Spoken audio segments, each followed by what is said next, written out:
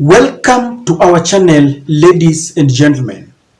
Pressure is piling on Raila Amolo Odinga and William Samoei Ruto to expand their bipartisan talks to allow other stakeholders, because they say Kenya is bigger than an individual and they also want to weigh in their opinion. The question is, where have they been all this while?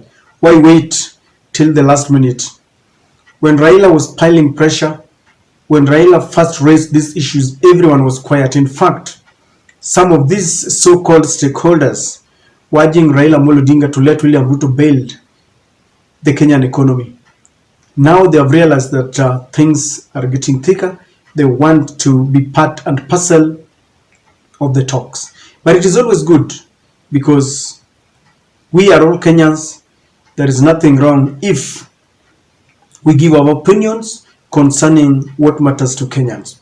Today, the Kikuyu Council of Elders met and they have a message to William Ruto, Rigathi Gachagua and Raila Amolo Odinga, and especially to the Deputy President Rigathi Gachagua. Take a look. Sisi kama wazee tunahuzunika sana wakati kuna vita katikati ya watu kwa sababu ya kisiasa. Kwanza tuseme yale mambo ambayo yalitukia mwaka jana wakati wa elections ama uchaguzi uliopita. Kuna mambo mengi sana ambayo yalitangulia, ambayo yametuletea shida ambazo tuko nazo leo. Maana kama mambo yangefanywa inavyostahili, hizi shida za vita na mvurugano na mvutano hazingekuwako. Kwanza yale maswali ambayo yamekuja ni maswala ambayo ni halali. Na tukubaliane, katika katiba ya Kenya muda umewadia wa kubadilisha ama kuongeza katiba. Katiba inaruhusu kila miaka 10 tunaweza kubadilisha, kuongeza ama kutoa sehemu za kikatiba ambazo ziko katika katiba yetu ya Kenya. The gentle granny who has just spoken in a nutshell was saying that in August, prior to the elections, there were things that never went according to how they were supposed to be. It is saying that had we put structures in place and followed the law, had we done things correctly, we would have been where we are today. And is also admitting that the questions that have been raised by Raila Amolo Odinga are pertinent questions that must be discussed and we cannot wish them away. Then he adds that we have an opportunity to change our constitution, the new constitution, and he says that we can look at articles and areas that can be amended, things that we can add, others that we can remove, so that we have a proper constitution that will avert the kind of situation that we find ourselves in. The conversation was long and several grannies spoke. I've just picked one of them, and they are saying there that they not only belong or represent the Kikuyu community, but they represent other council of elders, and they say they must be represented. This message, if you ask me, will not be welcomed by Rigathi Gachagua. Because number one, Rigathi Gachagua has always said that Raila Amolo Odinga is only hell-bent to looking to get into their government through the back door. In as much as Raila says that he's not interested in a handshake, Rigathi has always maintained that Raila wants a handshake. In fact, on Sunday, it is very predictable. I can predict what Rigathi will be talking about, a handshake. Because Raila has called on the supporters to be on standby. They want to, it seems they're going back to the streets, and that will form 3/4 of Rigathi's speech in church.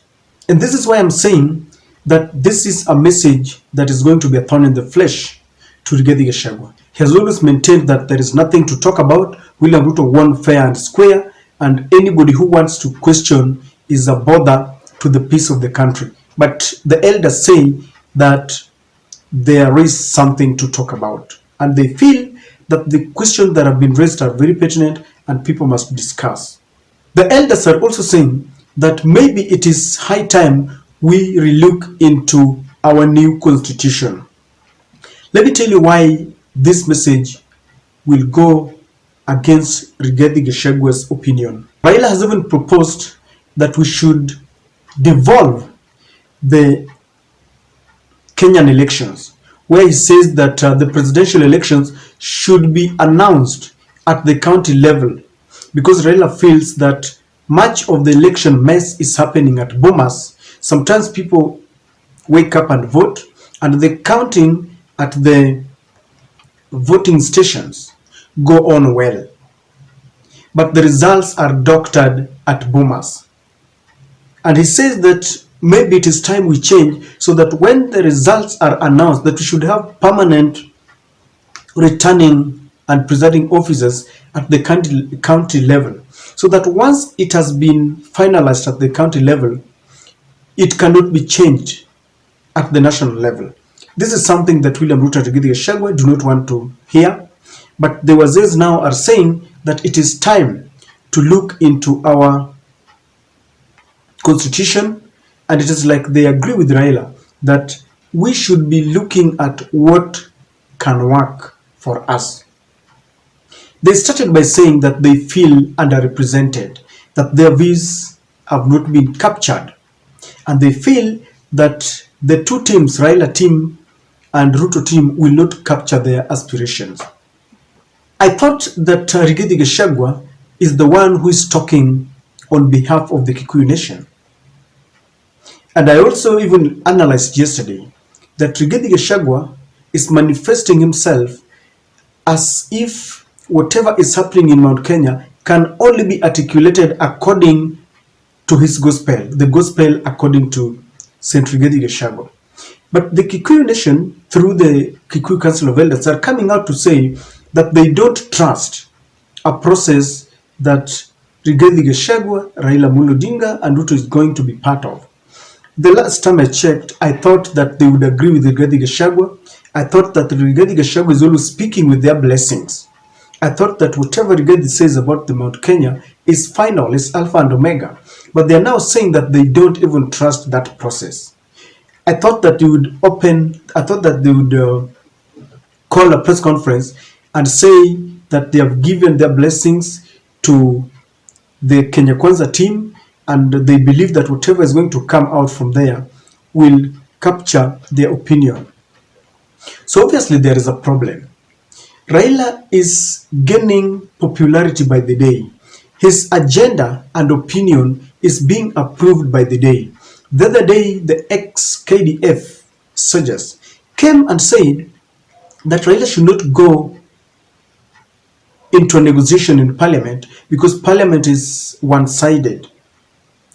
William Ruto has bought almost 3/4 of the members from the Jubilee and part of the ODM, and if they go to negotiate, even if they have a 7 bipartisan from both sides, definitely and finally they will go back to the larger parliament to articulate these issues. You saw what happened today when they wanted to ouster Sabina Chege from her seat as the deputy minority chief whip. They ganged up. And so people are telling Raila Odinga that what he's talking about is very weighty and they should not take it to parliament because it is going to be thwarted. Because number one, apart from buying the members from the Azimio, there is no goodwill from the Kenya Kwanza team. They form a committee, a 7-member committee to meet Raila, yet they still go on chest thumping and saying that you only want a handshake.